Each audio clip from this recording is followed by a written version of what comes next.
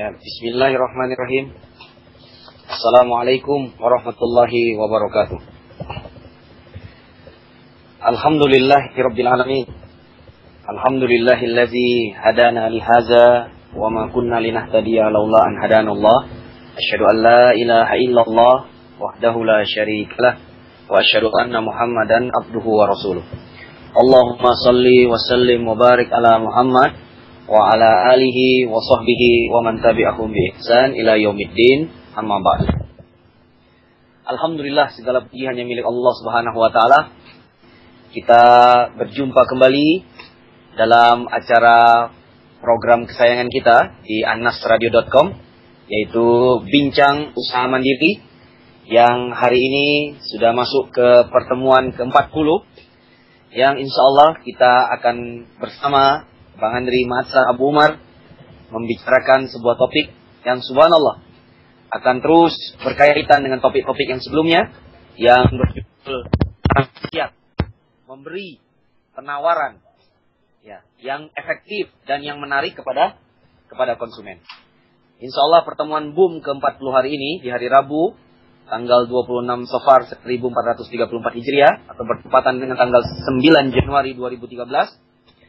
Seperti biasa, saya akan memulai sedikit mengupas tentang bagaimana memberikan penawaran yang menarik terhadap konsumen. Nanti kita akan masuk ke sesi dialog dan tanya jawab. Seperti biasa, para pendengar Anas Radio di seluruh Indonesia, kaum muslimin, rahimani wa rahimakumullahu ta'ala, silakan mengirimkan pertanyaan ke email kotak surat @annasradio.com atau melalui Yahoo Messenger dengan ID Anas Radio, atau bisa melalui Facebook Anas Radio. Baik para pendengar Anas Radio, seperti biasa ketika kita mempelajari materi yang sebelumnya, masih ada hubungannya dengan materi atau topik yang Bang Andri Abu Umar kupas pada pertemuan ke-40. Kalau kita review kembali di pertemuan boom ke-39, kita membicarakan tentang bagaimana membangun nilai tambah di dalam bisnis. Jadi membangun nilai tambah, ya, benefit, ya, atau lebih ininya advantage, ya, sebuah keuntungan nilai tambah di dalam bisnis. Dan ini menjadi topik di boom ke-39. Nah, bagi yang belum mendengar, boleh didengarkan ulang. Ini menjadi fondasi untuk topik ke pertemuan ke-40 hari ini, yaitu cara dahsyat memberikan penawaran pada konsumen. Nah, kalau para pendengar Anas Radio sering membaca buku-buku seputar bisnis dan motivasi, ada sebuah buku yang Bang Andri sangat recommended, yang berjudul One Minute Millionaire. Ya, jadi judulnya One Minute Millionaire. Jadi di buku tersebut ada banyak tips-tips atau teknik-teknik jitu. Bagaimana kita seorang pengusaha, nah ini pengusaha-pengusaha muda ini, ya para pendengar Anas Radio, pengusaha-pengusaha bisnis, pengusaha-pengusaha muslim, bisa menggunakan berbagai tips-tips, ya, teknik-teknik yang jitu untuk melakukan berbagai strategi-strategi dan teknik-teknik pemasaran, ya, terutama yang berhubungan dengan yang namanya penawaran dan penjualan. Nah, di situ ada istilah yang ingin Bang Andri sampaikan pada pertemuan hari ini, ya, itu yang disebut, yang para motivator bisnis sering men-sharekannya dalam berbagai training dan training dan seminar, yang disebut dengan USP. Nah, USP. Ya. Jadi USP inilah sebenarnya kunci dari yang namanya penawaran dan marketing. Jadi USP ini para pendengar Anas Radio boleh dicatat. Nah, nanti Masya Allah kalau yang ada yang bingung atau masih belum paham, boleh ditanyakan di dialog atau tanya jawab nanti di sesi pertanyaan. Nah, USP inilah kunci sebenarnya dalam kita menjadi seorang pebisnis dalam melakukan penjualan dan penawaran kepada konsumen. USP ini, U-nya yang pertama adalah, ya enggak, ultimate advantage. Nah, jadi ultimate advantage ini keunggulan yang paling maksimal. Nah, ini yang pertama, U yang pertama. Jadi advantage itu keunggulan yang paling maksimal dari bisnis kita. Ini yang pertama, tolong dicatat. Lalu yang kedua S-nya itu adalah sensational offer. Jadi sensational offer. Jadi sensational offer itu adalah penawaran yang sensasional. Nah, jadi jika seseorang ingin melakukan penawaran bisnis, dia harus memperhatikan yang pertama keunggulan. Nah, ultimate advantage. Lalu yang kedua, S-nya adalah sensational offer. Penawaran yang sangat sensasional. Ya, karena kalau hari ini kita jual soto atau jual apa saja dengan hal-hal yang cara-cara yang biasa saja, ya maka ya tidak akan menarik, tidak akan memikat, tidak akan menjadi magnet bagi calon-calon konsumen. Ya, apalagi konsumen hari ini adalah konsumen yang sangat pintar, ya nggak, di lapangan. Dan yang ketiga adalah P. P itu adalah powerful promise. Ya nggak? Powerful promise. Ini dia. Powerful promise ini nanti kita akan bahas adalah sebuah penawaran yang sangat kuat. Nah, jadi selain sensasional, tapi dia harus punya kekuatan. Ya nggak? Nah, harus memberikan janji, tapi janji itu betul-betul sangat memungkinkan sekali, ya nggak? Bisa dipercayai oleh konsumen. Bisa dilaksanakan dan bisa kita tempuh, bisa kita laksanakan. Nah, ini disebut dengan powerful promise. Jadi sekali lagi Bang Andri Abu Umar ulangi, topik hari ini cara dahsyat. Ya, kita memberi penawaran kepada konsumen. Nah, kita singkat dengan istilah USP. Ya, ultimate advantage U, lalu sensational offer dan powerful promise. Nah, ultimate advantage ini yang U yang pertama, ini sebenarnya terkait dengan materi sebelumnya. Bagaimana membangun nilai tambah di dalam bisnis. Ya, membangun nilai tambah di dalam bisnis. Jadi kata kuncinya para pendengar Anas Radio kaum muslimin di seluruh Indonesia dan di luar negeri yang mendengar siaran langsung dan nanti rekaman bincang sama itu bincang utama nanti di pertemuan itu. Nah, pokoknya dari ultimate advantage ini intinya, kalimat ringkasnya adalah, nah ini Bang Andri ingin meringkas supaya kita paham. Jadi kalimat ringkas dari ultimate advantage ini adalah, kita harus meyakinkan orang. Mengapa orang itu harus membeli di toko kita? Jadi mengapa orang atau konsumen itu harus membeli di toko kita? Ini yang harus kita lihat di bisnis kita. Mengapa orang harus membeli di toko kita dan mengapa tidak di tempat yang lain? Nah, ini kata kunci dari ultimate advantage ini. Jadi kalau kita sama-sama jual soto ayam, sebelah kaki lima juga jual soto ayam. Nah, kita harus memikirkan kenapa orang-orang itu harus datang ke soto ayam kita dan dia tidak datang ke soto ayam di sebelah kita.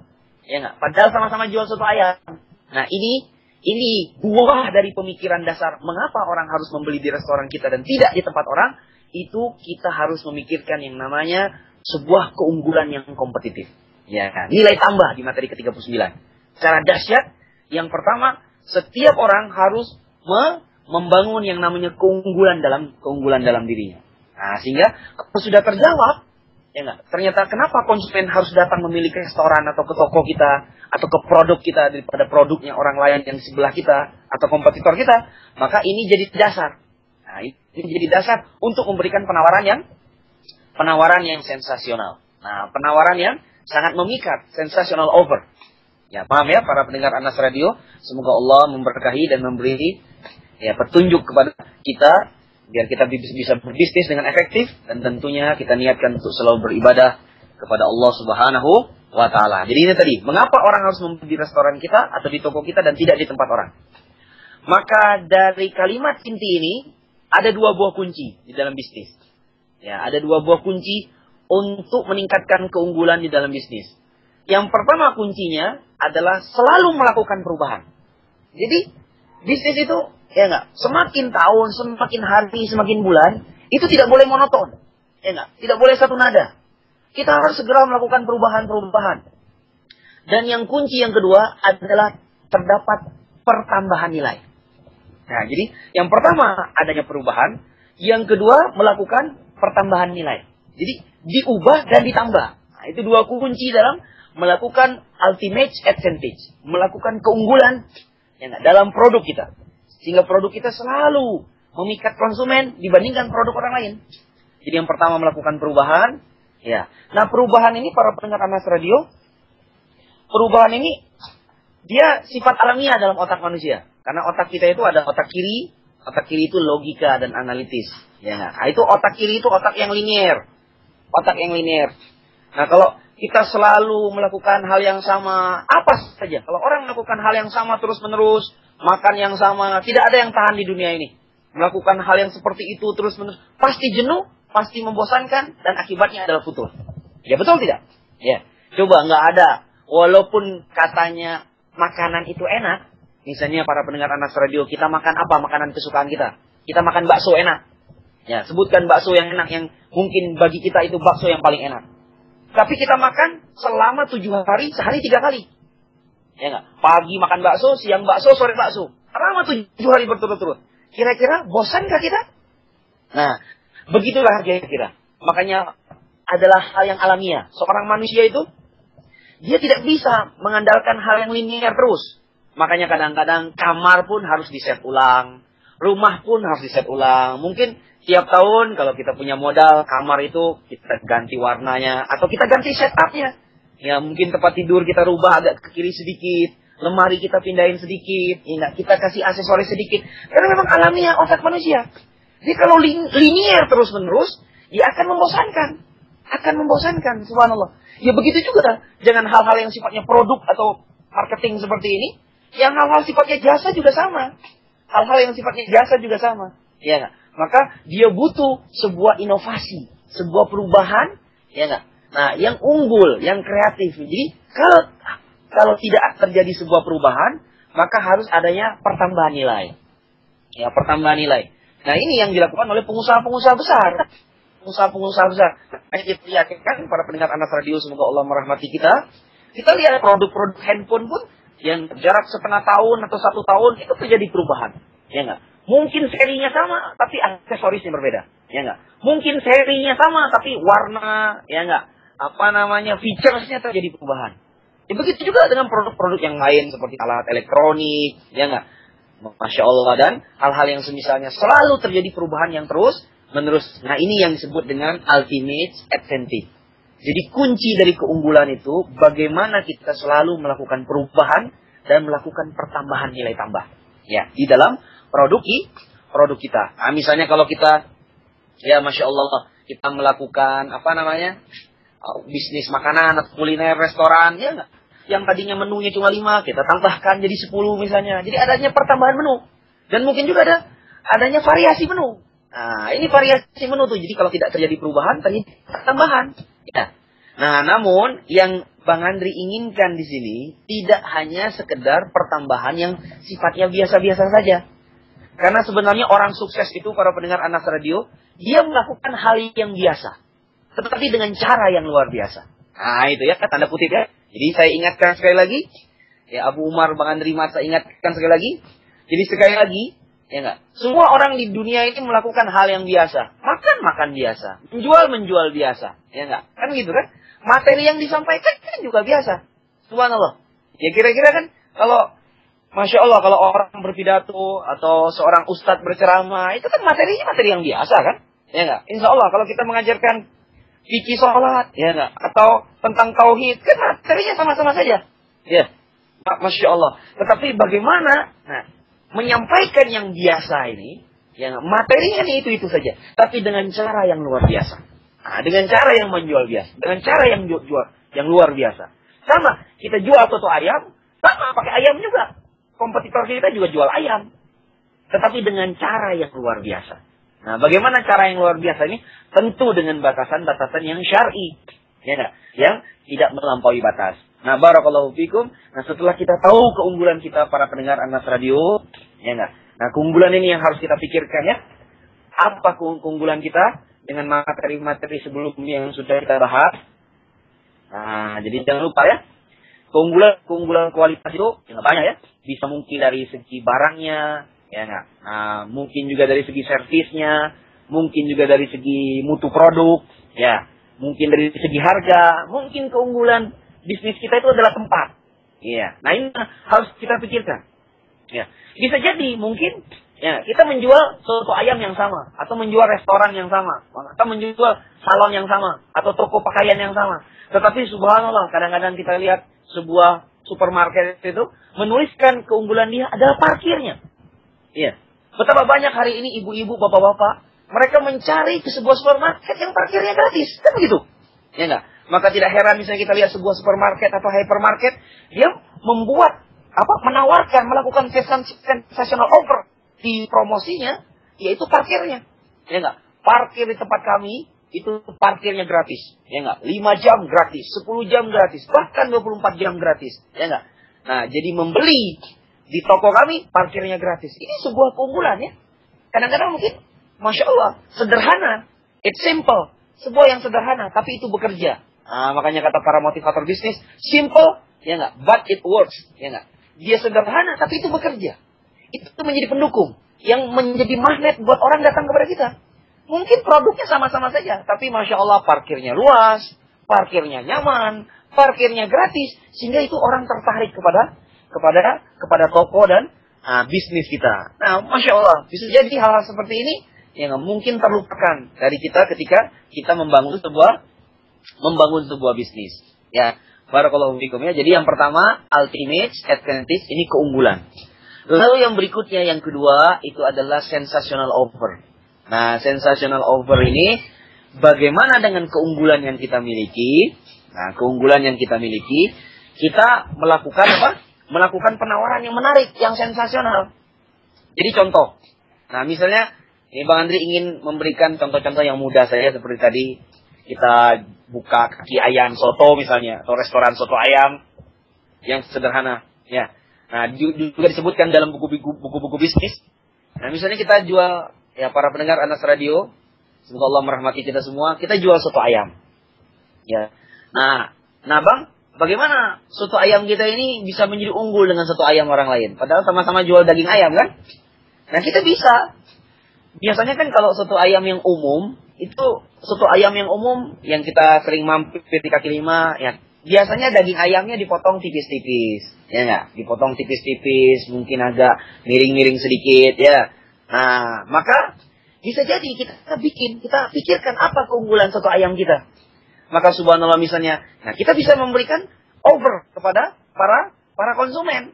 Misalnya kita tulis di spanduk kita atau di baligo atau di ya, di pamflet, ya enggak, atau di penutup kaki lima kita, ya kita sebutkan, ya enggak. Soto ayam kami mungkin potongan dagingnya lebih besar, ya enggak. Soto ayam kami, ya enggak, daging lebih besar, ya enggak. Daging lebih apa misalnya, lebih empuk, ya enggak. Daging lebih lembut, ya enggak, dan sebagainya. Nah, kalau perlu disebutkan, ya enggak, disebutkan. Nah, dadanya, ya enggak, potongannya, daging ayam dada yang putih. Misalnya, bagian dada yang putih, ya enggak, lebih empuk, lebih besar, ya enggak, lebih nikmat. Nah, ini kan keunggulan para pendengar Anas Radio yang kita bisa offerkan, kita bisa tawarkan kepada para konsumen. Nah, ini yang harus diperhatikan bagi setiap pebisnis. Kalau ya enggak, kita berbisnis dengan standar yang sama dengan standar orang di pasar hari ini, maka ya enggak, apalagi kita yang baru memulai bisnis, di mana di tengah-tengah bisnis kita itu bisnis yang sudah terbentuk, di mana saingannya sudah bertahun-tahun lebih berpengalaman dari kita. Nah, kalau kita tidak punya keunggulan yang lebih hebat dari mereka, maka konsumen tidak akan hadir atau akan sulit ya nggak tertarik ke bisnis yang kita miliki. Dan yang berikutnya, yang terakhir, ya. Nah, sensational offer ini harus dikunci. Jadi dikunci dengan powerful promise. Makanya kita lihat para pendengar Anas Radio, contoh misalnya. Nah, ketika kita katakan misalnya daging kita lebih besar, ya enggak? Atau dagingnya lebih empuk, ya enggak? Atau harganya lebih murah misalnya seperti itu, maka kita kunci. Nah, kita lihat beberapa perusahaan retail seperti Carrefour, Alfa, ya Indomaret atau Matahari, ya enggak, dan sebagainya. Kan kadang-kadang kita lihat ya para pendengar radio, kita lihat iklan di koran atau kita dengar di radio atau yang semisalnya, mereka kadang-kadang berkata begini. Ya. Nah, ini namanya powerful promise. Misalnya, kami akan kembalikan selisihnya bila Anda bisa menemukan yang lebih murah daripada kami. Nah, ini yang disebut dengan powerful promise. Jadi kami akan kembalikan selisihnya. Jadi ketika dia jual, ya enggak, misalnya kita jual apa misalnya sebuah barang, ya, itu murah dengan harga sekian. Nah, 500. Ya enggak, 500 perak. Ya. 500 perak. Nah, kalau misalnya kita kita tawarkan mendapatkan apa? Mendapatkan harga yang lebih murah misalnya di tempat yang lain. Nah, si perusahaan ini akan mengembalikan setengahnya. Misalnya ada harga di kompetitor kita 300, maka si perusahaan yang menjual 500 ini akan memberikan 200. Ya enggak, dengan syarat dia membawa bukti pembayaran atau bukti jual beli. Nah, ini contoh, kami berikan selisihnya bila Anda menemukan yang lebih murah dari kami. Menemukan yang lebih murah dari kami. Barakallahu fikum. Nah, atau yang misalnya, ada lagi yang mengatakan begini, kami akan ganti 2 kali lipat dari selisihnya bila Anda menemukan yang lebih murah. Masya Allah. Ya, ini kan sebuah jaminan. Ya, kadang-kadang hal yang seperti ini penting ya. Asal betul-betul kita ini memahami produk kita. Ya enggak? Knowledge produk kita ini betul-betul kita pahami. Ya enggak? Jangan kita bergaya mengatakan menjamin begini. Ternyata di luar sana memang betul-betul banyak produk yang lebih murah daripada kita. Lebih berkualitas, lebih enak dan sebagainya, lebih daripada kita. Nah, ini berbahaya jaminan-jaminan seperti ini. Ya enggak? Maka ketika kita mengatakan kami akan ganti 2 kali lipat dari selisihnya bila Anda menemukan yang lebih misalnya, lebih murah daripada kami. Nah, Masya Allah, ini harus kita buktikan para pendengar Anas Radio. Nah, subhanallah, maka kunci ya enggak, dari cara dahsyat memberi penawaran kepada konsumen, sekali lagi Bang Andri ulangi, USP. Itu ultimate advantage, sensational offer, dan powerful promise. Dan ini adalah satu kesatuan yang menyeluruh. Dan siapa yang menggunakan ini dengan mantap, ya enggak? Nah, dalam bidang apa saja, baik di bisnis produk atau bisnis jasa, maka Masya Allah, nah, sudah banyak pengalaman, cerita-cerita para motivator dan para pebisnis yang menggunakan konsep besar ini. Alhamdulillah banyak yang membuktikan bahwa berhasil di lapangan ketika membangun bisnis. Ya, barakallahu fikum. Baik, ini mukadimah pertama dari materi pada pagi hari ini. Sekarang kita menuju ke sesi pertanyaan. Mungkin ada beberapa penanya yang sudah siap. Barakallahu fikum. Yang pertama dari saudara kita Al-A Adi Hasan di pesantren Al-Ihsan. Wah, ini dari Sulawesi ya. Assalamualaikum. Waalaikumsalam warahmatullahi wabarakatuh. Baik. Nah, jadi Bang Andri, buku-buku apa yang Bang Andri sarankan untuk memperluas wawasan kita? Ya, wawasan kita dari cara memberi penawaran yang dahsyat kepada konsumen. Jadi buku-buku apa yang Bang Andri atau Abu Umar sarankan untuk memperluas wawasan kita? Ya, untuk cara pandang penawaran yang dahsyat kepada konsumen. Baik ya. Nah, barakallahu fikum para pendengar Anas Radio. Jadi kita sudah banyak mengetahui ya pembicara-pembicara atau tokoh-tokoh pengusaha yang bisa kita jadikan inspirasi sebenarnya. Kita bisa jadikan inspirasi, ya enggak? Nah, kalau kita misalnya ragu untuk datang ke seminar atau trainingnya karena mungkin terlalu tidak ada waktu ya. Nah, kita bisa membeli buku-bukunya, betul. Ya, seperti kata Al-A Adi Hasan. Nah, Bang Andri memberikan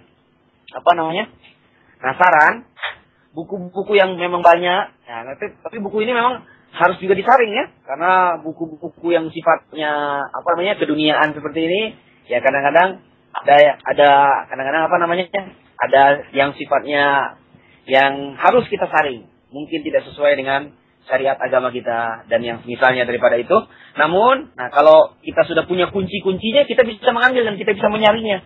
Nah, buku yang bagus menurut Bang Andri di buku bisnis, bisa kita membaca buku-bukunya Pak Tung Desemoringin. Ya, buku Pak Tung Desemoringin yang judulnya Marketing Revolution dan Financial Revolution. Tapi ini harus disaring ya, karena ada yang sifatnya bermanfaat bagi kita dan mungkin ada yang Masya Allah yang ya subhanallah tidak pantas untuk kita kita pergunakan untuk bisnis kita. Tapi subhanallah untuk tips-tips untuk penawaran yang luar biasa itu Masya Allah. Ya, Bang Andri pun mempraktekannya dan alhamdulillah berhasil. Ya enggak, di bisnis jasa yang saya miliki misalnya seperti itu. Nah, ini buku Financial Revolution atau Marketing Revolution. Dan subhanallah, buku yang saya sebutkan ini ada di depan wajah saya sekarang. Di Bandung. Nah, di tengah-tengah kita berbincang usaha mandiri ini. Barakallahu fikum. Nah, kalau mau silakan buka Marketing Revolution di halaman 110 sampai halaman 116. Khusus membicarakan tentang ultimate, advantage, sensational offer, dan powerful promise. Ya enggak? Atau buku-buku beliau yang lain seperti buku yang berjudul Ide Gila Marketing. Yang dikarang oleh Pak Hermawan Aksan. Ini juga ada di depan Bang Andri buku ini hari ini. Ini Masya Allah. Berbagai tip-tip gitu. Ya enggak? Tentang trik-trik bisnis yang insya Allah melipat gandakan, ya nggak, bagaimana cara kita memperluas wawasan kita dalam penawaran yang dahsyat kepada konsumen.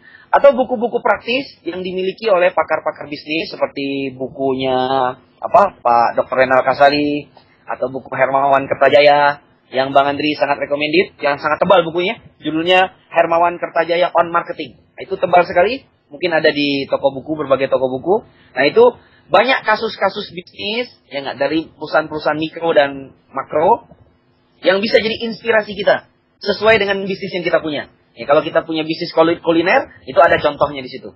Kalau kita bisnisnya apa, ada juga contohnya di sana. Bisnisnya properti, ada juga di sana. Atau bisnisnya pakaian, ada di sana insya Allah. Nah ini bisa dijadikan inspirasi. Nah kalau masih ada yang bingung dari para pendengar Anas Radio, nanti boleh ditanyakan di acara Bincang Usaha Mandiri di pertemuan berikutnya, atau boleh lewat kotak surat Anas Radio atau lewat Yahoo Messenger, nanti diteruskan ke Bang Andri Abu Umar Andri Mahasa. Barakallahu fikum. Ya, begitu kira-kira dari pertanyaan Al-A Adi Hasan di pesantren Al-Ihsan, Sulawesi Selatan. Baik, yang berikutnya dari saudaraku, Masya Allah. Ya, ini adikku ya, Wawan Trihantoro di Karanganyar.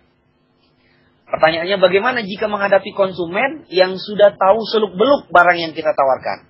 Baik dari harganya maupun yang semisalnya. Nah, jadi pertanyaannya, bagaimana menghadapi konsumen yang tahu seluk-beluk barang yang kita tawarkan? Jadi ini harus diperjelas ya. Seluk-beluk barang yang kita tawarkan ini maksudnya di kualitas atau yang sisi lainnya. Ya, Masya Allah. Nah, kalau misalnya dia sudah tahu barang, kualitas barang yang kita punya. Misalnya kita jual apa misalnya? Kita jual yang sederhana tadi, soto ayam. Ya. Nah, konsumen ini sudah tahu kualitas soto ayam kita. Wah, soto ayamnya Wawan ini seperti ini, harganya seperti ini, rasanya seperti ini, dan sebagainya. Ya, Masya Allah. Nah, para pendengar Anas Radio, ya, kita memberi penawaran itu jangan bertumpu pada yang namanya produknya saja. Ya kan? Banyak sensational offer yang bisa kita tawarkan. Kan tadi seperti Bang Andi bilang kan? Ya enggak? Parkir gratis aja bisa jadi sebuah penawaran yang luar biasa untuk menarik orang datang ke soto ayam kita. Jadi sekali lagi, jangan kita berpikir bahwa cara dahsyat memberikan penawaran ini hanya terpaku pada produk kita. Ya enggak? Mungkin konsumen sudah tahu, wah saya sudah paham lah produk yang bersangkutan, produknya soto ayamnya begini-begini. Nah, tetapi kan kita bisa lebih meningkatkan, melakukan perubahan dan melakukan nilai tambah pada hal-hal yang lain. Ya enggak? Misalnya pada promosinya, ya enggak? Nah, promosinya kan, jadi pada servisnya lebih kita perkuat lagi, kira-kira begitu kan? Lebih kita perkuat lagi. Mungkin spanduknya kita perbagus, ya enggak? Pamfletnya kita lebih variasikan. Ya, jadi bisa ya. Kita melakukan Masya Allah. Kita melakukan penawaran itu bukan hanya dari segi produk dan mutu produk, ya, tetapi dari hal-hal yang lainnya yang bisa kita olah. Ya, seperti parkir, seperti servis, ya enggak? Seperti juga ya, seperti juga sumber daya manusia yang ada di kita, ya enggak? Mungkin kita kasih seragam, ya enggak? Kita kasih sistem-sistem dalam berkomunikasi. Kan ini hal-hal yang bisa menambah nilai tambah di dalam bisnis kita. Dan ini yang kadang-kadang kita lupa, ya enggak? Kita lupa meng-create-nya sehingga kita mungkin terpaku pada produk kita semata. Nah, ini tolong diperbaiki. Kalau misalnya jawabannya konsumen itu sudah tahu seluk-beluk barang yang kita tawarkan, baik dari harga yang semisalnya, nah kita kreasikan hal-hal yang selain dari produk, selain harga dan selain produk. Ya, Masya Allah. Barakallahu fikum ya. Dan ini penting. Nah, biasanya para pendengar Anas Radio, ya enggak, barakallahu fikum, sensational offer itu biasa ya. Secara umum dia tinggal. Seperti pertemuan kita yang telah lalu, di pertemuan 39. Jadi 3 hal itu biasanya kita lihat para perusahaan itu atau para pebisnis, dia memberikan yang pertama diskon-diskon. Ya. Jadi nggak jadi masalah, produk kita memang sudah diketahui, tapi kita memberikan sensational offer yang berbeda. Ya, misalnya kalau makan 3 kali di tempat soto ayam kami, gratis yang keempat. Ya kan itu subhanallah. Ya enggak? Ya. Jadi setelah diskon, yang kedua adalah hadiah.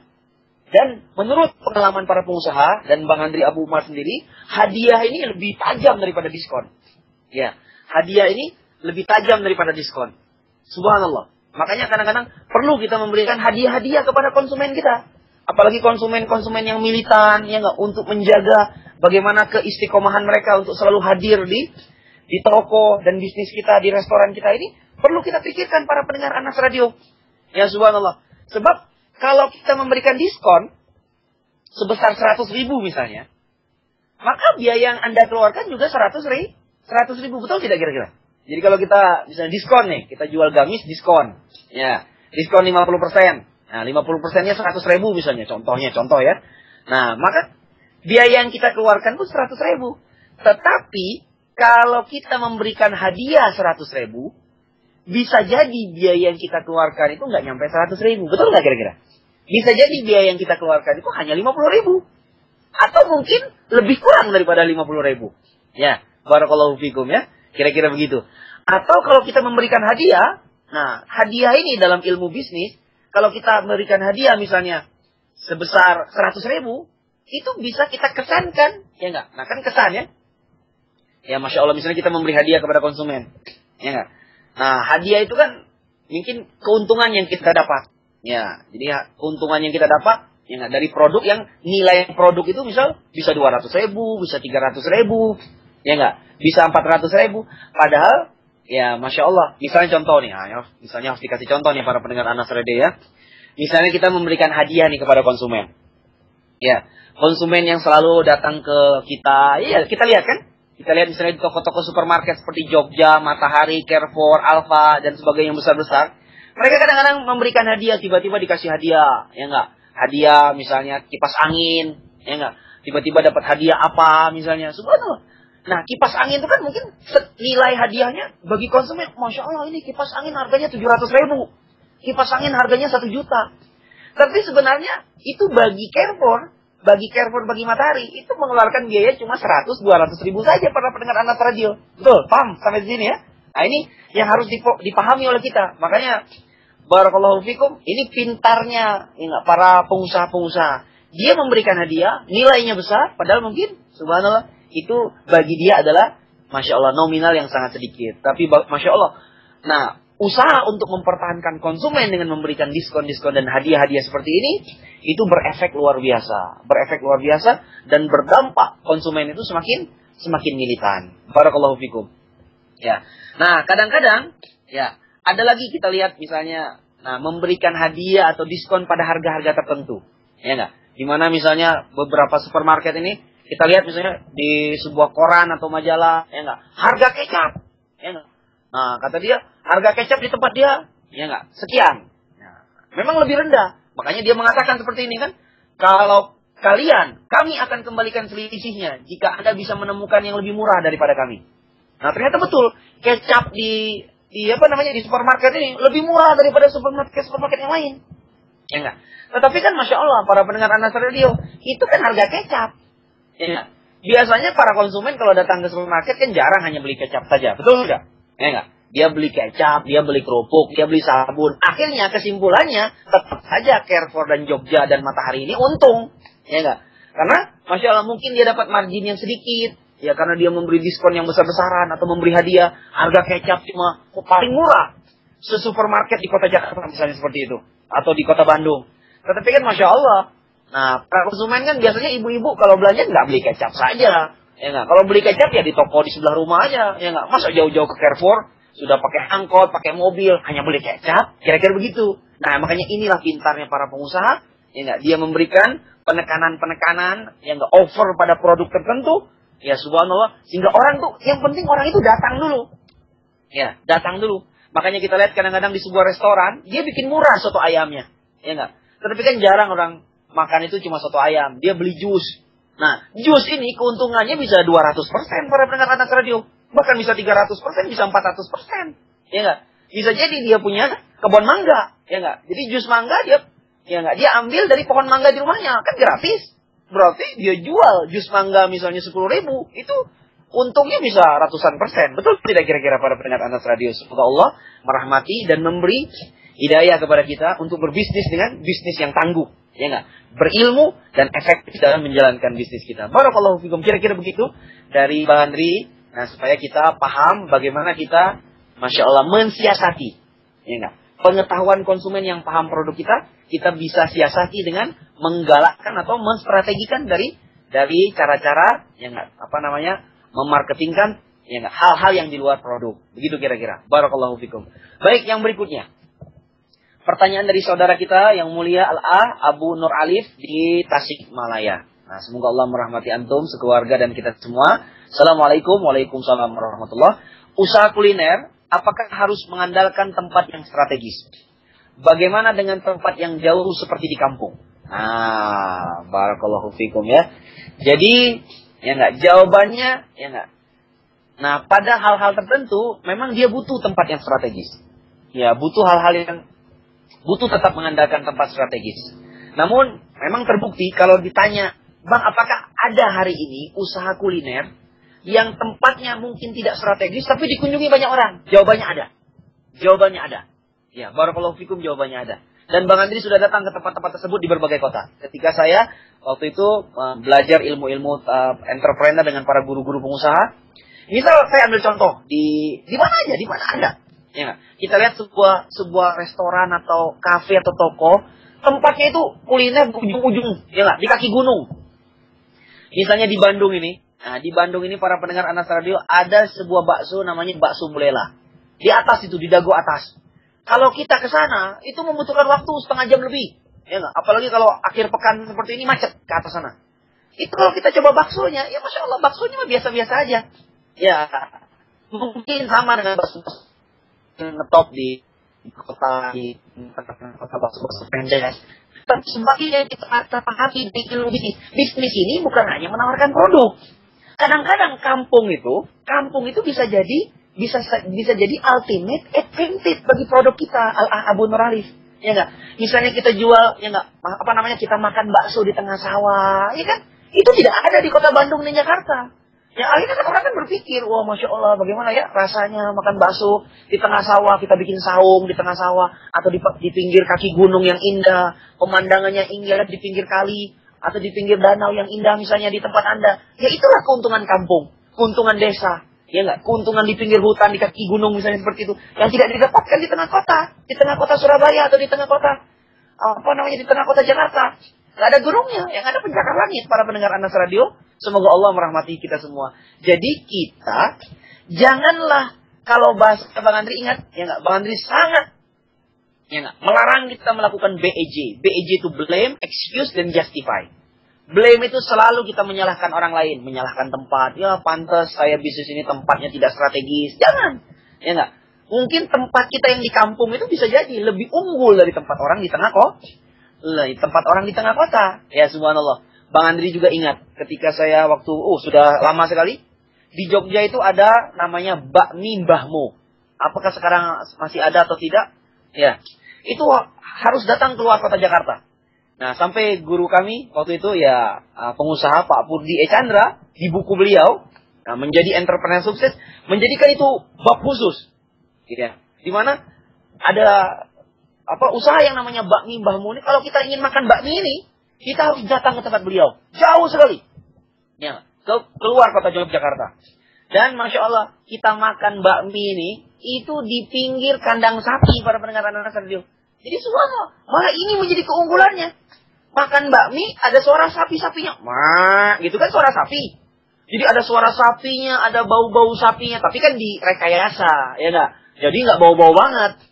Tapi Masya Allah ternyata pengunjungnya banyak sekali. Mobil berparkiran. Bahkan para pejabat-pejabat. Bukan hanya di Yogyakarta. Bahkan dari Jakarta. Datang ke bakmi Mbah Mo ini. Dan Bang Andri pun pernah datang ke sana. Ya. Wallahualam apakah hari ini masih ada atau sudah tutup ini.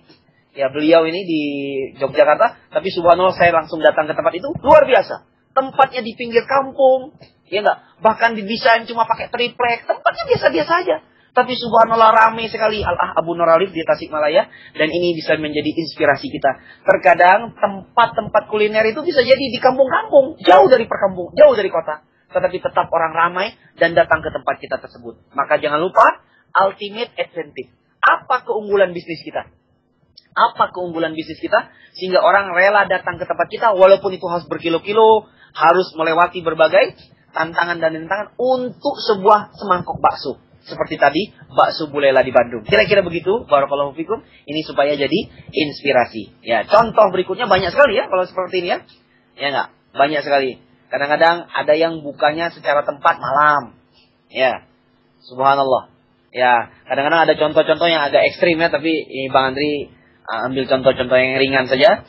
Masya Allah, biar paham ya, kadang-kadang kalau contoh-contoh ekstrim itu bisa dilakukan di satu tempat dan bisa jadi tidak bisa dilakukan di tempat yang lain. Nah, tapi itu secara umum jawabannya, kadang-kadang dia butuh tempat yang strategis. Karena ini menyangkut produk yang kita miliki, ya, atau kompetitor di sebelah kita.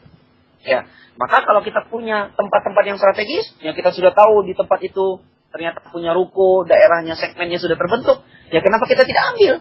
Ya ini disesuaikan dengan kemampuan kita. Kalau kita punya modal yang baik, kan biasanya tempat strategis bersinergi dengan ya butuhnya modal yang cukup. Ya nggak, butuhnya modal yang cukup, ataukah di tengah mall atau di tengah plaza, di sebuah ruko-ruko yang memang sudah sangat sudah sangat strategis tempatnya, biasanya harganya lebih mahal tentu dari tempat-tempat yang biasa. Maka yang seperti ini juga bersinergi, berbanding lurus dengan modal yang harus kita keluarkan. Tapi secara umum, ya Masya Allah, kadang-kadang tempat yang strategis itu dibutuhkan.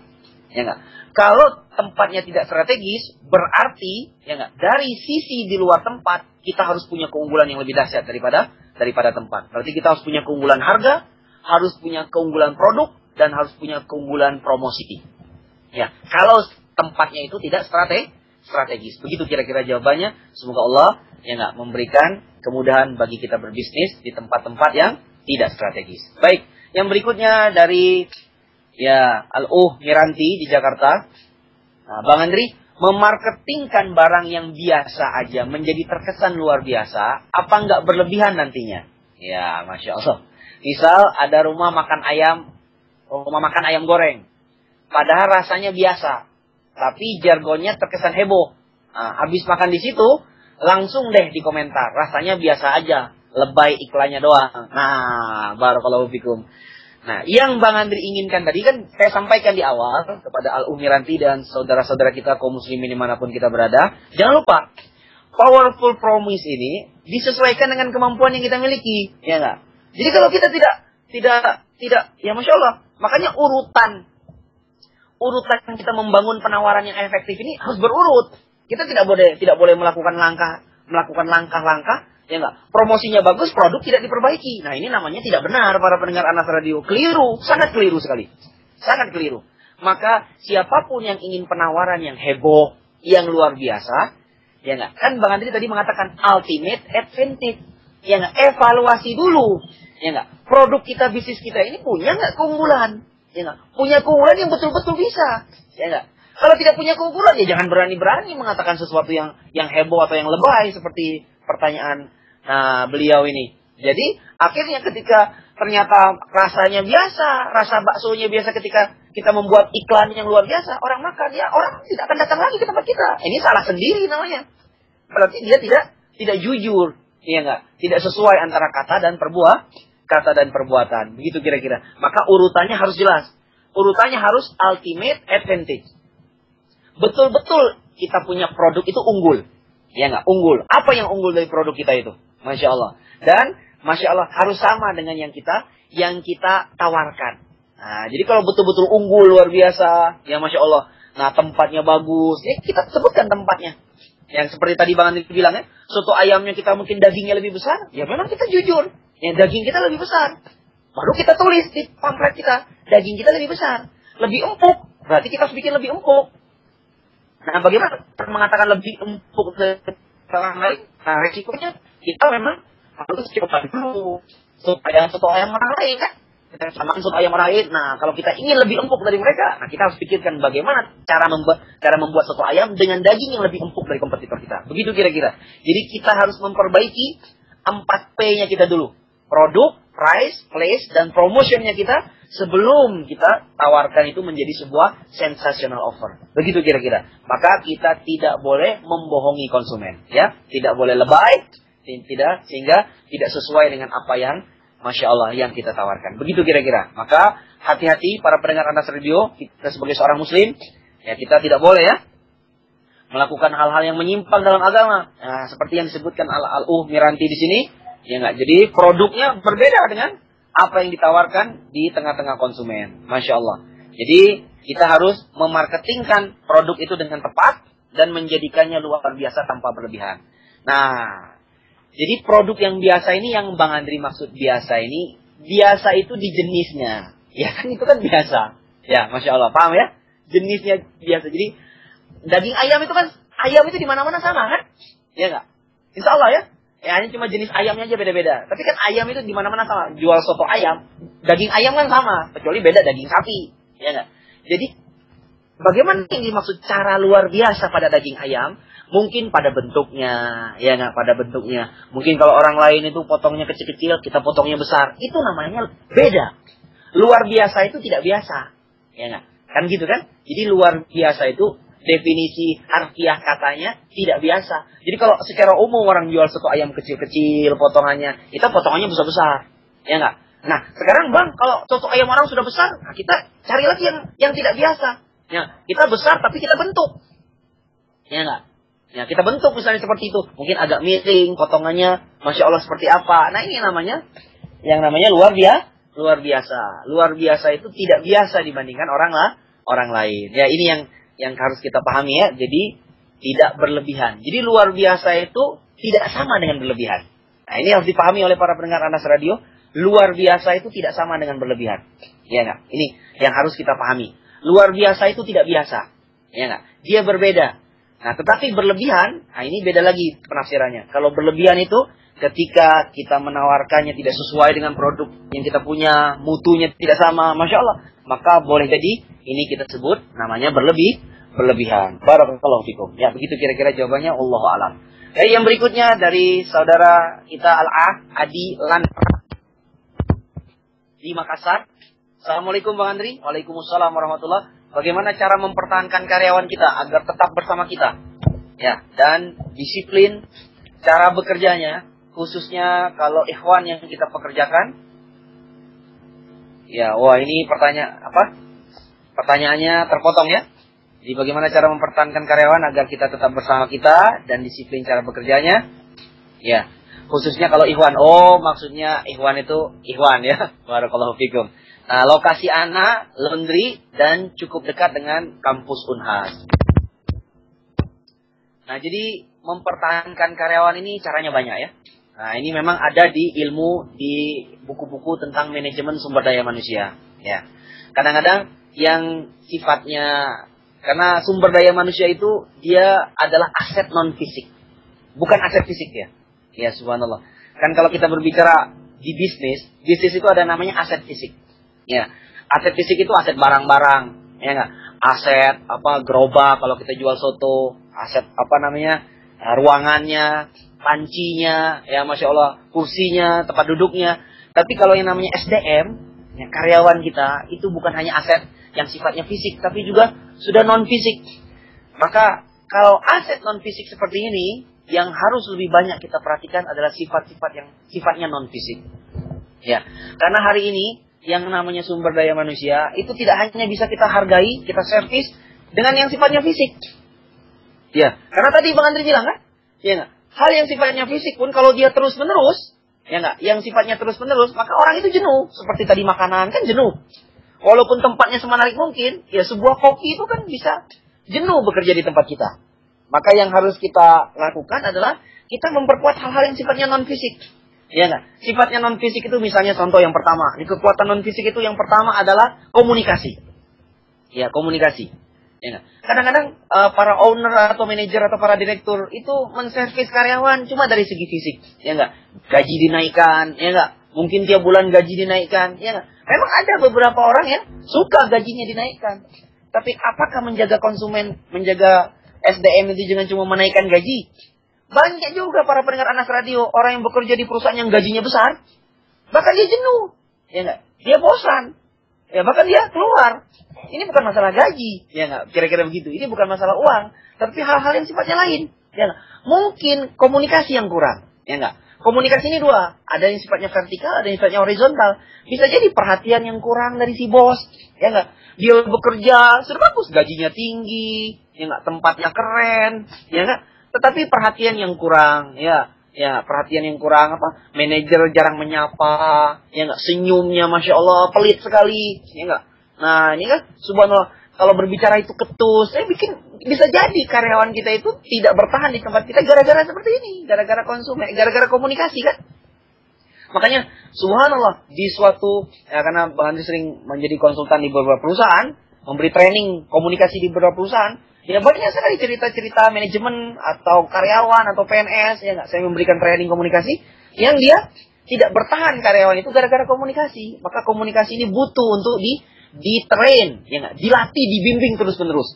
Baik komunikasi antara karyawan dengan si direktur, dengan si atasan, baik juga antara karyawan. Ya nggak? Bisa jadi antar karyawannya. Ya nggak? Tapi subhanallah komunikasi kelompok atau komunikasi antara karyawan ini yang Masya Allah. Sehingga membuat dia tidak bertahan di sana. Karena komunikasi yang buruk di antara karyawan. Kan kira-kira begitu. Maka yang seperti ini tolong Al-Ah Adilandra dan semua para pendengar Anas Radio. Bisa jadi karyawan kita tidak bertahan bukan masalah gaji. Tapi hal-hal yang sifatnya non-teknis. Seperti komunikasi. Lalu yang berikutnya adalah lingkungan. Nah, ini kan lingkungan Masya Allah. Makanya butuh ternyata kita melakukan ya enggak. Nah, memperbaiki perusahaan dan bisnis kita itu bukan hanya sifatnya fisik, ya enggak. Bisa jadi kan lingkungan. Ya, karena orang itu kalau di lingkungan yang sama membosankan. Maka butuh kadang-kadang seorang manajer atau direktur, seorang owner perusahaan itu kadang-kadang memperasas di orangnya. Perasas itu maksudnya. Ya, mungkin akan makan siang bersama tersebut. Ini jarang ya. Kan biasanya karyawan makan bersama. Jarang si bos atau atasan makan siang bersama atau melakukan acara wisata bersama, mungkin sebulan sekali misalnya kemana. Itu untuk merefreshkan para karyawan kita. Ya subhanallah. Atau Masya Allah dibikin acara-acara tertentu, ya nggak, bikin ada acara pengajian bersama atau acara outbound bersama, ya nggak, atau acara training bersama. Ini penting untuk mempertahankan karyawan. Karena lingkungan yang monoton, yang linier, ya Masya Allah. Ya, subhanallah, barakallahu fikum ya. Ya enggak, jadi perlu ada yang namanya strategi, bukan hanya strategi kepada para konsumen, juga kepada karyawan kita, supaya karyawan kita tetap terjaga di sini. Ya, tetap bersama kita dan disiplin cara bekerjanya. Ya, mungkin selain itu, ya yang sifatnya fisik pun harus kita perbaiki. Nah, sifatnya fisik seperti kantor, ruangan, ya enggak, desain, ya seperti itulah kira-kira yang sifatnya tempat, sifatnya penggajian, sifatnya produksi, ya enggak, sirkulasi dan yang misalnya daripada itu. Barakallahu fikum. Nah, insya Allah kalau ini usahanya laundry, ya ini cukup dekat nih kayaknya strategis ya usahanya. Karena laundry hari ini di tengah-tengah kampus, ya kalau laundrynya, ya memang laundrynya belum banyak pesaingnya, insya Allah prospek di tengah-tengah kampus. Ya, barakallahu fikum. Baik, yang berikutnya. Nah, ada pertanyaan sambung ya dari Al-Ah Adilantra di sini. Jadi berkaitan dengan penawaran harga yang mana pesaing bisnis kita punya harga di bawah dari kita. Seperti anak sekarang tetangga harga per kilo 2.500 dan laundry anak 3.000. Bagaimana menyiasati agar pelanggan nggak lari dengan harga yang murah ke laundry yang lain? Bentuk penawaran yang anak tempuh tanpa menurunkan harga. Baik, subhanallah. Nah, sebenarnya kalau tadi diperhatikan dari awal, Abu Umar Bang Andri sudah sebutkan ya, bahwa tidak selalu yang namanya kita memperbaiki penawaran itu dengan menurunkan harga. Ya, sebab kalau harga kita turunkan, ya enggak. Nah, biasanya psikologi harga itu kalau harga sudah diturunkan susah menaikkannya kembali. Ya enggak. Tetapi kalau menaikkan, menurunkannya mudah. Kan begitu para pendengar biasanya secara umum ya, walaupun dia tidak berlaku pada semua produk. Nah, maka cara menawarkannya mungkin kita perkuat pada hal-hal yang lain. Mungkin kita perkuat pada servis, ya subhanallah, ya enggak. Mungkin kita perkuat pada yang tadi, sensational offer, ya enggak. Enggak apa-apa, saingan kita per kilo 2.500, kita 3.000. Tapi kita berikan penawaran-penawaran kan. Masya Allah, misalnya kalau di tempat kami, ya cuci di tempat kami 3 kali, ya enggak. Maka yang keempat dan kelima diskon 50%. Ya ini kan subhanallah, ini sensational offer. Ya penting ya, untuk kita lakukan hal-hal yang lebih menarik biar orang datang kepada produk kita. Ya subhanallah. Atau kita bermain limit. Nah, ini cara ketiga dalam sensational offer setelah diskon, hadiah itu namanya limit. Pada suatu, ya enggak? Nah, dan itu kita tawarkan ke publik. Jadi misalnya subhanallah kita janjikan waktu yang lebih cepat. Makanya ini yang harus kita perbaiki. Tidak apa-apa kita lebih mahal dari dia, mahal 500. Tapi subhanallah, ya enggak? Lebih bersih, lebih cepat. Nah, maka kata para pakar-pakar bisnis, Nah, merubah penawaran yang lebih dahsyat dari tahun ke tahun, itu kunci dalam perubahan itu yang lebih mantap adalah speed dan power. Ya, speed dan power. Jadi, yang namanya konsumen itu senang yang cepat-cepat. Ya kan begitu kan? Ya enggak? Coba kita lihat. Secara alamiah, kita datang ke semua tempat, semua toko, orang itu suka cepat. Ya, apa saja suka cepat. Ya enggak? Makan di restoran, cepat-cepat kan pengen cepat. Ya enggak? Ya, saya pesan ayam goreng, ya enggak? Lontong kari, batagor, pengen cepat. Kalau perlu 1 detik, sudah ada itu lontong kari. Ya enggak? Maka perbaiki kecepatan. Ya, karena kecepatan ini adalah, subhanallah, ya enggak? Nah, semakin cepat, nah, tapi cepat yang berkualitas ya, akan mempengaruhi. Ya, jadi nggak jadi masalah. Maka kita lihat kan, ya, perusahaan-perusahaan, ya Masya Allah, yang besar, ya enggak? Walaupun tetap orang tetap datang ke sana. Karena ini soal kecepatan. Ya, coba kita lihat ya, orang datang ke Kentucky Fried Chicken, orang datang ke mana? Datang ke McDonald atau datang ke California, ya. Padahal kan itu mahal. Ya enggak? Mahal. Tetapi subhanallah, barakallahu fikum, ya, karena subhanallah kualitas, kecepatan, ya enggak? Ya, servis yang luar biasa dari McDonald dan Kentucky, ya masyarakat kita kaum muslimin tetap datang aja untuk memakan ayam crispy di tempat-tempat tersebut, kira-kira begitu. Jadi yang kita tajamkan dan kita unggulkan adalah hal-hal yang sifatnya yang selainnya. Seperti tadi servis, ya enggak? Mungkin kecepatan, delivery service, ya enggak? Mungkin komunikasi, ya subhanallah. Komunikasi yang kita lancarkan ya, Masya Allah. Mungkin kita lakukan komunikasi kepada dia. Tapi Bang Andri, bagaimana batasan komunikasi itu dengan bawahan yang nantinya membuat jatuh wibawa kita ke depannya? Oh, nah ini pertanyaan sudah lain lagi ya. Jadi tadi sudah terjawab ya, bentuk penawaran yang ditempuh, ya kita tawarkan pada hal-hal yang selainnya. Nah, bagaimana membatas komunikasi dengan bawahan nanti kita membuat jatuh wibawa kita ke depannya? Ya, subhanallah. Nah, ini butuh pertemuan khusus ya untuk membahas tentang komunikasi antar bawahan dan karyawan ya. Nah, subhanallah. Sebenarnya kita berkomunikasi dengan karyawan itu, ya enggak? Secara umum kita berkomunikasi pada hal yang sifatnya terbatasi pada pekerjaan. Ya, ini yang pertama, ya asal kita berkomunikasi dalam kerja. Ya. Jadi kita berkomunikasi, nah, kita bikin sistem berkomunikasi di perusahaan kita dengan bahasa-bahasa yang baku, ya bahasa-bahasa komunikasi bisnis, ya enggak? Nah, kira-kira begitu. Nah, maka seorang atasan itu yang penting bisa menempatkan, ya enggak? Kapan dia, Masya Allah, berbicara hal yang sifatnya non formal ini, ya enggak? Mungkin yang membuat kita jatuh wibawa, kita berbicara itu, Masya Allah, tidak sesuai tempat dan waktu, ya enggak? Tidak sesuai. Nah, ini bisa menjadikan kita jatuh wibawa kita, ya enggak? Nah, karyawan kita lagi serius, lagi bekerja, ya kita ajak ngomong hal-hal yang sifatnya kecil-kecil, ya enggak? Masya Allah, mungkin tidak pas. Nah, ini bisa jatuh wibawa kita. Padahal mungkin di tempat non formal lagi makan siang, kita berbicara hal yang sifatnya resmi. Ya enggak? Subhanallah. Nah, ini kan terjadi campur aduk. Makanya setiap atasan itu harus memiliki bagaimana ya melakukan komunikasi yang efektif kepada bawahan. Dan ini Masya Allah butuh pertemuan khusus ya untuk menjelaskan ini. Begitu kira-kira Adilantra, semoga Allah memberkahi kita semua. Barakallahu fikum. Baik, pertanyaan yang terakhir ya di pertemuan kita kali ini yaitu pertanyaan dari ini Neng Nining ya di Bandung. Bismillah, lebih efektif yang mana untuk memberikan hadiah kepada konsumen dengan cara memberikan voucher belanja atau hadiah dengan bentuk barang? Ya, dengan cara memberikan voucher belanja atau hadiah dalam bentuk barang. Ya. Maka jawabannya kalau kita lihat di buku-buku para pengusaha, ini kita harus tahu jenis konsumen kita. Ya, ini jawabannya. Jadi yang pertama, kaidah pertama, seorang pengusaha itu harus tahu, ya enggak? Nah, siapa segmen konsumen dia? Ya enggak? Nah, semakin kita kenal konsumen, itu semakin bagus untuk kita memberikan pelayanan-pelayanan kepada mereka. Ya enggak? Pelayanan kepada mereka. Kadang-kadang kan ya tidak semua orang suka voucher belanja. Ya. Mungkin ada orang yang langsung hadiah langsung. Jadi dia diberi hadiah. Karena kalau dikasih voucher, ya enggak, itu memberatkan dia untuk datang lagi berbelanja. Kan begitu, kira-kira.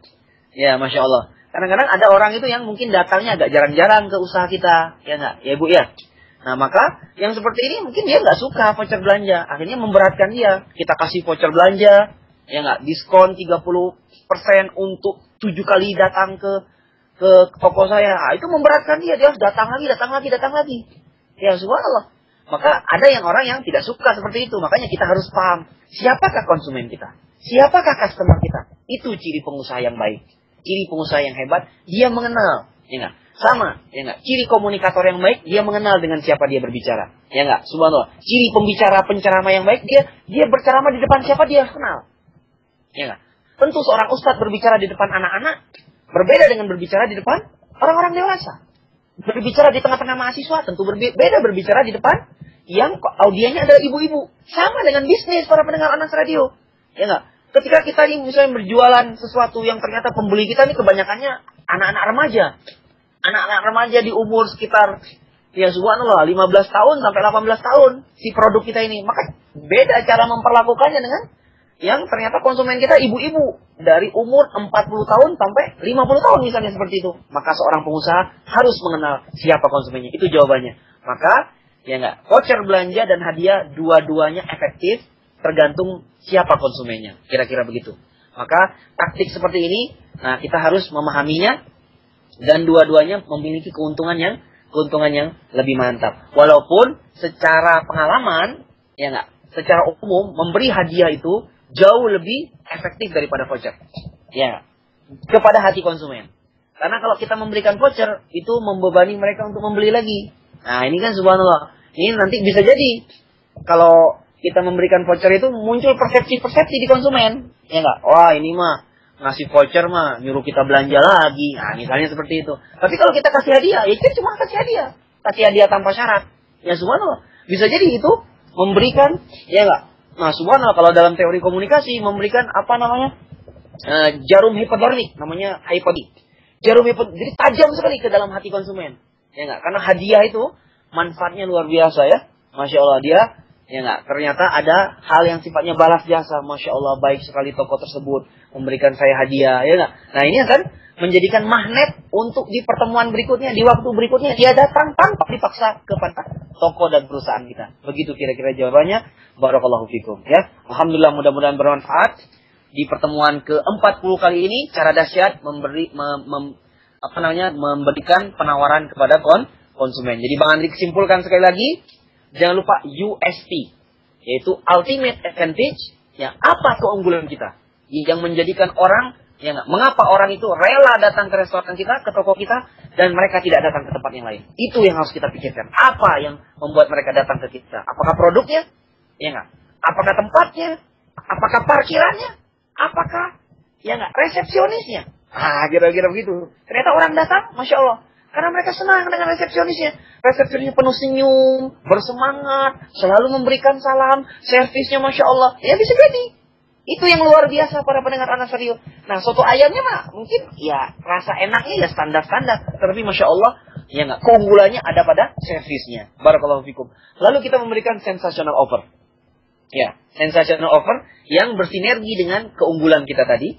Dan lalu kita memberikan powerful promise. Nah, inilah USP ini.